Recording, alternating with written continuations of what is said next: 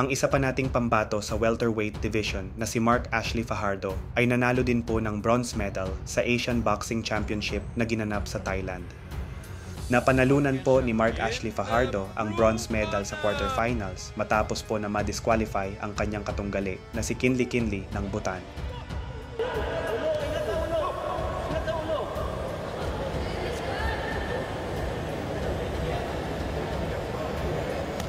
Subalit, ang pangarap ni Mark Ashley Fajardo na makasungkit ng gintong medalya para sa Pilipinas ay bigo niyang matupad ngayong taon sa Asian Boxing Championships.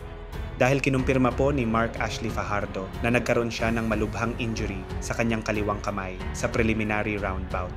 Kaya't dahil po dito ay napagpasyahan ni Fajardo at ng kanyang team na umatras na lang po sa kanyang semifinal match dahil mas mahalaga po ang kanyang kalusugan.